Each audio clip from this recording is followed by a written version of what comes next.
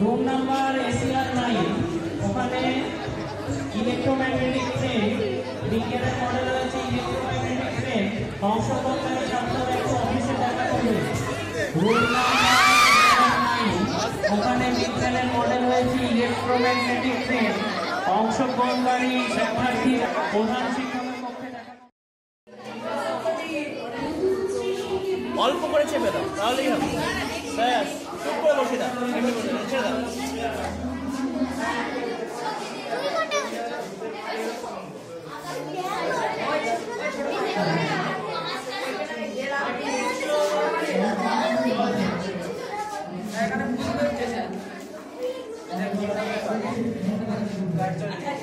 কাঠের ভিতর দিয়ে আকর্ষণ কাঠের ভিতরে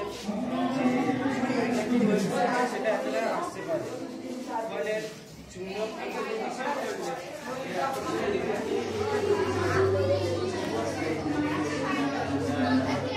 কিরকম দিলে তো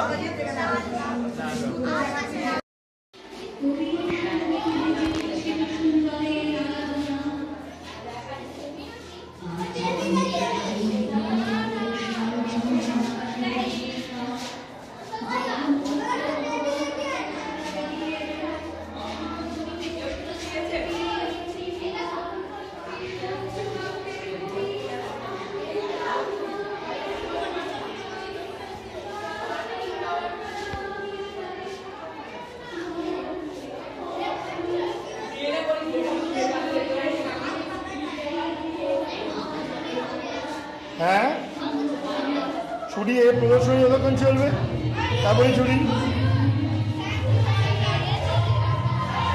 আজকে তো ছুটির ব্যাপার নেই, যতক্ষণ কাস্টমার থাকবে তোমার খুলে রাখতে হবে। হ্যাঁ যাচ্ছি, কে রাখছি?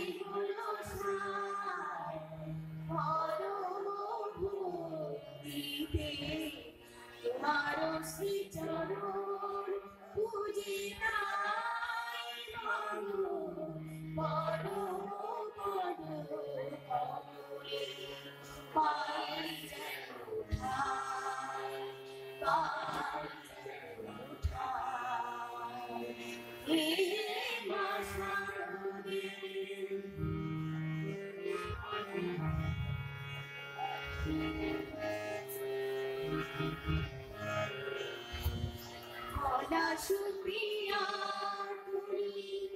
তুমি রাধে ঈশ্বরী পূর্ণ ব্রহ্মময়ী তুমি বাগেশ্বরী বলা সুপ্রিয়া তুমি রাধে ঈশ্বরী পূর্ণ ব্রহ্মময়ী তুমি বাগেশ্বরী হৃদয়ের মন্ত্র সুরবাণী তাতে বেঁধেছে স্বরলিপি প্রাণী হৃদয়ের মন্ত্র সুরবাণী তাতে বেঁধেছে স্বরলিপি প্রাণী তন্ত্র মন্ত্র সবই হলো সার মা সবই হলো সার জ্ঞানীর প্রদীপ মাঝে মিনতি জানাই মধু মধু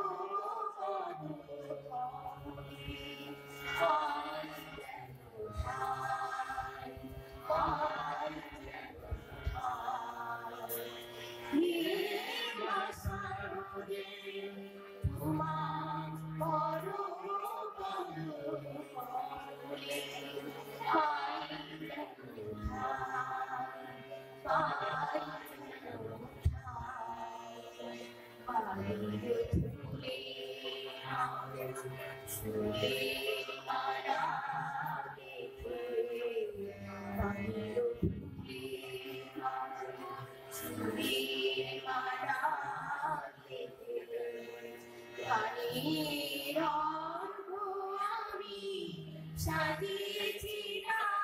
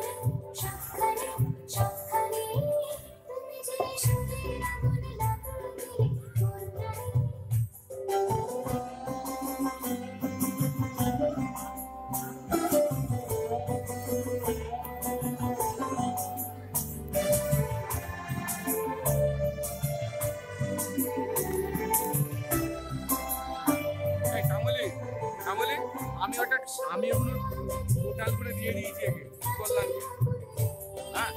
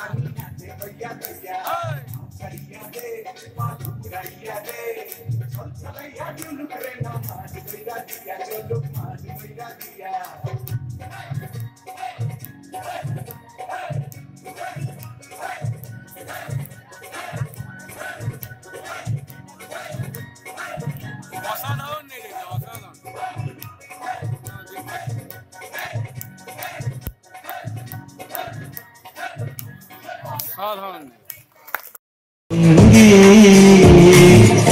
তুমি দিক দিগন্তের পানে নিঃসীম শূন্যে শ্রাবণ বর্ষণ সঙ্গীতে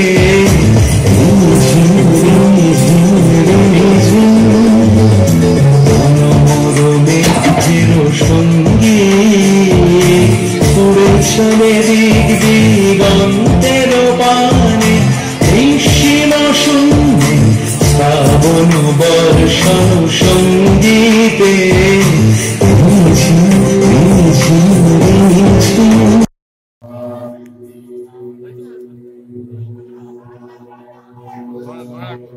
এদিক ওদিক জানা নয় ভালো করে ভাবছি না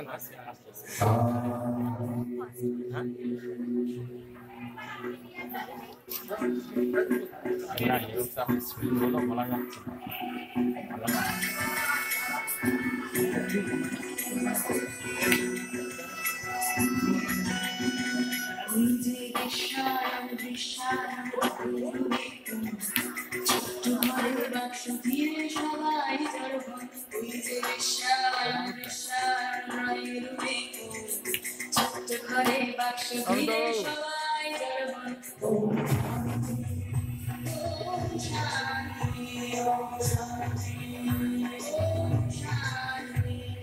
চার দেয়ালের মধ্যে এখন বাসে জগৎ নোড়া জানার আসের কৌতূহলে শিখি রাগা গোড়া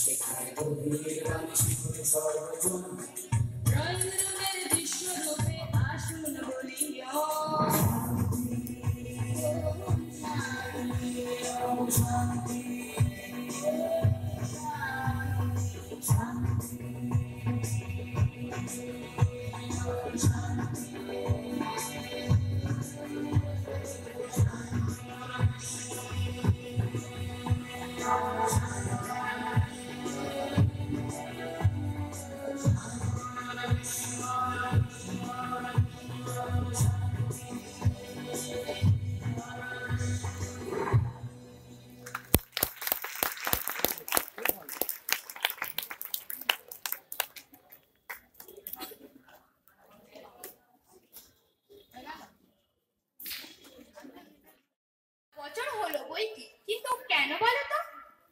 3 বছর তো তোমাদের সাথে আনন্দেই কাটালাম, আর এই যে নতুন হেডদি দুদিন এসেই যা নিয়ম নীতি ফলাচ্ছেন, তাতে মনে হচ্ছে আমাদের আগামী দিনে দুরাবস্থা শেষ থাকবে না। না গো ভাই না, তুমি যা ভাবছো তা হয়তো ঠিক নয়। আমার মনে হয় এই হেড দিদিমণি মানুষটি বেশ কাজের হবে। কাজের না ছাই, নতুন এসে ওরকম লোক দেখানো কাজ সবাই করে, তারপর 2-1 মাস যেতে না যেতেই সব। মনসুর বাবু, রতন বাবু, কোথায় গেলেন আপনারা? কাজের সময় হাতের কাছে কাউকে যদি একটু পাওয়া যায়। ও, আপনারা এখানে? মানে হ্যাঁ ম্যাডাম, একটু টিফিন করছিলাম আর কি। তা আপনারা এখানে বসে কেন টিফিন করছেন? মানে কেন ম্যাডাম, কিছু কাজ আছে নাকি? না, কোনো কাজ নেই, তবে আপনারা আমাকে বাদ দিয়েই টিফিন করে নিলেন। বাহ, সুন্দর। কে রান্না করেছে? না মানে এই তাহলে মানে করছেন, ঠিক করে বলুন না। এই কার হাতের জাদু, যাদের খাবার হলো এত সুস্বাদু? মানে মা বানিয়েছে দিদি। মা বানিয়েছে? কিন্তু আমি যতদূর জানি আপনার মা তো অসুস্থ। সে কি দিদি, আপনি 2 দিন এসে আমার মা অসুস্থ সে খবরও জানেন? রতন বাবু, জানেন কাল একবার আপনার বাড়ি যাব আপনার মায়ের সঙ্গে দেখা করতে। আপনি আমার মতন গরিব মানুষের বাড়ি যাবেন দিদি? কেন যাব না? আমরা একটা পরিবারের মতো, সুখের সময় কবজি ডুবিয়ে খেতে আর দুঃখের সময় বন্ধু হয়ে পাশে দাঁড়িয়ে শক্তি জোগাতে আমরা সকলেই সকলের সাথে থাকবো। ঠিক আছে, আপনারা এখন খেয়ে নিন, অনেক কাজ বাকি পড়ে আছে। আমি আসি। আমি বলেছিলাম না এই দিদিমণি আর 5 জনকার মতো নয়, ইনি একেবারে খাঁটি সোনা। আমি তো ভাবতেই পারছি না যে মানুষটি 2 দিন ধরে সমানে কানের কাছে নিয়মের খচখচানি শোনালো, যাকে 2 দিন ধরে কত বজ্র কঠিন মনে হলো, তার মধ্যে এত আন্তরিকতা কি করে লুকিয়ে থাকতে পারে? মনসুরদা জানো, নিজেকে বড় অপরাধী মনে হচ্ছে। না বুঝে কত খারাপ কথাই না এই 2 দিন দিদিকে বলেছি। অন্তরাদি, তোমার কথাই ঠিক, আমাদের দিদি একেবারে খাঁটি সোনা। হ্যাঁ, খাঁটি সোনাই।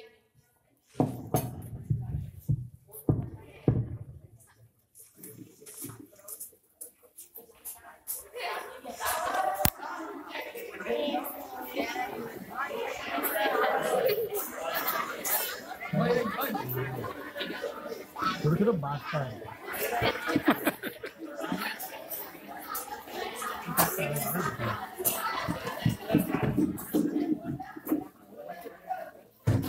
ক্লাসরুম, এটাই ক্লাসরুম।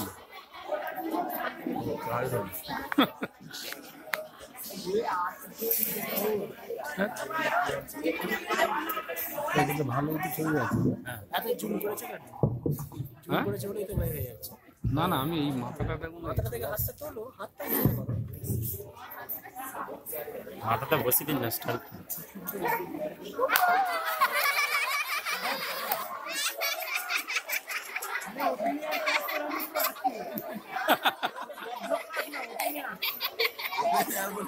ওপেন পজ চিহ্ন নেই, এইটা এখন পজ করে না। জুমটা কর, জুমটা ছোট কর। ছোট হয়ে যাচ্ছে বড্ড।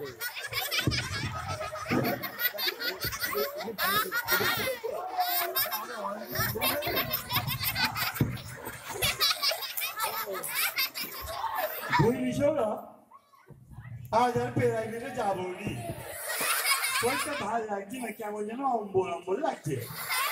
এই সৌরভ, যাবনি আবার কি রে? কিও ভূত একটা। আমি কেউ ভুল, তুই কি রে? আমি আবার কি হতে যাব? Morning everybody. Very good morning madam. বসো বসো। তুমি কাঁদছো কেন? তোমার কি হয়েছে? তুমি জানো ও কাঁদছে কেন? ও কি হয়েছে? অমিতার কম্পার মধ্যে ঝগড়া হয়েছে, তাই সৌরভ কাঁদছে। কি এমন বিষয়ে ঝগড়া হলো যাতে ও কাঁদছে? ম্যাডাম, অমিত সৌরভকে গৃহভূত বলেছে। অমিত, তুমি সৌরভকে এই কথা বলেছো? হ্যাঁ ম্যাডাম। বসো বসো। বসো। আচ্ছা, তোমরা আমাকে একটা কথা বলো তো, তোমরা স্কুলে কেন আসো? শুধু কি পড়াশোনা করতে? হ্যাঁ ম্যাডাম। না, একেবারেই তা নয়। শোনো, বলি তোমাদের, এই যে বিদ্যালয় দেখছো, এটা একটা মন্দির, একটা মসজিদ, একটা গির্জার মতো। এখানে আমরা সবাই পূজারী। আচ্ছা, তোমরা আমাকে একটা কথার উত্তর দাও তো, তোমরা কি প্রতিদিন বাড়িতে তোমার বাবা মাকে প্রণাম করো? সেবা করো? আজ থেকে প্রতিদিন বাড়ি গিয়ে তোমাদের বাবা মাকে প্রণাম করবে। দেখবে তোমাদের মধ্যে ভক্তি, শ্রদ্ধা এগুলো ক্রমশ বাড়বে। আর তোমাদের বাবা মায়েরাও ভাববেন সন্তানের মধ্যে একটা নতুন কিছু দেখছি। জানো, এটা একটা খুব বড় নৈতিক গুণ। আর তোমরা যারা একটু আগে ঝগড়া করছিলে তাদেরকে বলো, আচ্ছা তোমরা কেন ঝগড়া করছিলে? ভাষার কারণে? শোনো, সৌরভের ভাষা একটা আঞ্চলিক ভাষা। এখানে বিভিন্ন অঞ্চলে বিভিন্ন উচ্চারণে একই ভাষা উচ্চারিত হয়। এটা কোনো ভুলই নয়, আবার জানাও ঠিক নয়। কারণ এই আঞ্চলিক ভাষার মধ্যে ওই অঞ্চলের ভাষার গন্ধ থাকে, বর্ণ থাকে, আবার সাবলীলতাও থাকে। শোনো, তোমরা সবাই কবির ভাষা নিশ্চয়ই জানো। বিবিধের মাঝে দেখো মিলন মহান। এখানে নানা ভাষা, নানা মত, নানা পরিধান, তবুও আমরা সবাই এক। আসলে আমাদের মধ্যে বোধ, বুদ্ধি, মানসিক শক্তি, দায়িত্ব, কর্তব্য এগুলো সমস্ত কিছু থাকলে তবেই আমরা সমস্ত বাধা বিপত্তিকে কাটিয়ে নতুন ভাবনার জন্ম দিতে পারবো, শীর্ষে পৌঁছাতে পারবো। কি পারবো তো? হ্যাঁ ম্যাডাম।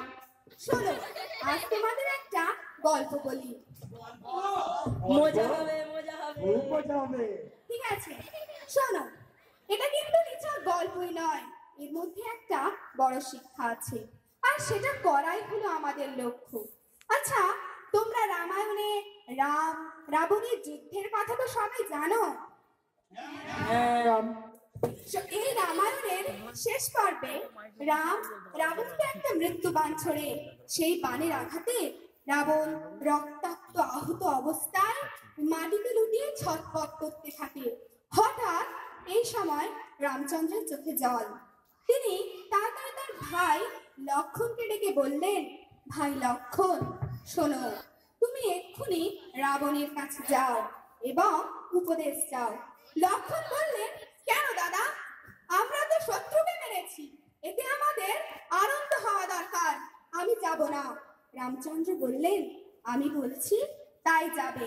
অগত্যা লক্ষণ গুটি গুটি পায়ে রাবণের কাছে গিয়ে বললেন, এই যে শুনছেন, আমাকে উপদেশ দিন। রাবণ কোনো কথা বলল না। লক্ষণ আবারও বললেন, রাবণ এবারেও কোনো কথা বলল না। তখন লক্ষণ রামচন্দ্রের কাছে ফিরে গেলেন। ফেরার পর রামচন্দ্র লক্ষণকে সাগ্রহে জিজ্ঞাসা করলেন, কি উপদেশ দিল রাবণ? লক্ষণ জবাব দিলেন, রাবণ তো কোনো কথাই বলল না। রামচন্দ্র বললেন, রাবণ কথা বলল না? আচ্ছা, তুমি কিভাবে তার কাছ থেকে উপদেশ প্রার্থনা করেছিলে? লক্ষণের সোজা সাপটা জবাব, আমি গেলাম, গিয়ে বললাম, এই যে শুনছেন, আমাকে উপদেশ দিন। রামচন্দ্র বললেন, এভাবে কেউ উপদেশ প্রার্থনা করে? তুমি আবার যাও, গিয়ে লঙ্কেশ্বর রাবণের পদতলে বসে বলো, হে লঙ্কেশ্বর রাবণ, আমাকে উপদেশ দিন। অগত্যা লক্ষণ আবার গেলেন, রাবণের পায়ের কাছে গিয়ে করজোড়ে বললেন, হে লঙ্কেশ্বর রাবণ, আমাকে উপদেশ দিন। এবার রাবণ কথা বলতে শুরু করলেন। বললেন, শোনো লক্ষণ, এই যে সিংহল রাজত্বটা দেখছো, এটা এখানে যারা বাস করে তারা সবাই রাক্ষস নামে পরিচিত। আসলে এরাও মানুষ, এরা খুব গরিব, এরা দুবেলা দুমুঠো ভালো করে খেতে পর্যন্ত পায় না। আমি ত্রিভুবনজয় রাবণ ভেবেছিলাম এদের দুবেলা দুমুঠো খাবার ব্যবস্থা করে দিয়ে যাব। খুব ভালো ভাবনা, কিন্তু এই ভাবনা আজ করব, কাল করব, পরশু করব, এই গাফিলতিতে আর করা হয়ে উঠল না।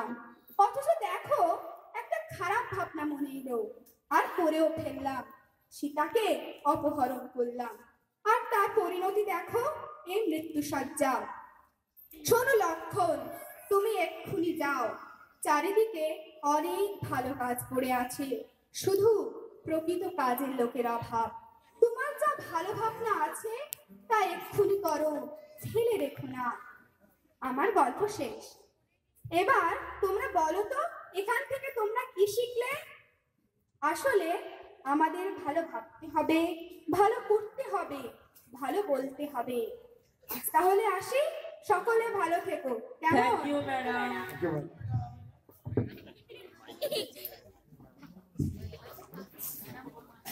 সৌরভ, বুঝলি, ম্যাডাম আমাদের যেমনটা করে বলে গেলেন তেমনটা করে কোনোদিনও ভাবিনি তো। সরি ভাই, আমার ভুল হয়ে গেছে, পারলে আমায় ক্ষমা করিস।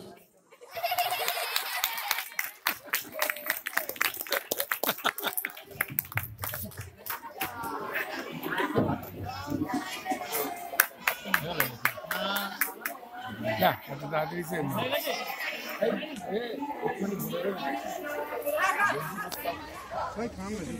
আমার মনে হচ্ছে ওরা যখন এখানে তুলবি এখানে ঘুরিয়ে ফেল তিনবার, ঠিক আছে? বেশ ভারী আছে। না না সমান জায়গাটায় ঘুরিয়ে না আবার আরে লোক না থাকলে কি করব? লোক নেই বলো,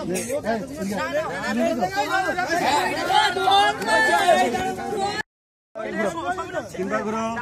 উল্টো দিচ্ছে না তো? জয়, আবার হবে, আবার হবে, বছর বছর আবার হবে, আবার হবে।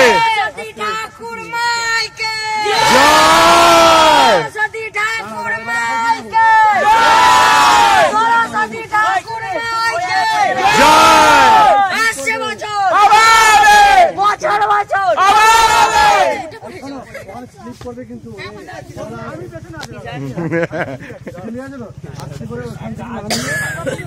আমি এরকম করে ধরবো, আমি শোনো না, ওইখানে দড়ি এনেছে, বেশি তুলবে না, এইদিকে যারা আছে বেশি তুলবে না, ওই দিকটা ওটাই বলছি, পছন্দকে পানাবা না ঘুরে দিদি নিয়ে যাচ্ছে সবাই ধর গিয়ে খাও, জল খেলো। আরে জল দাও, জল দাও।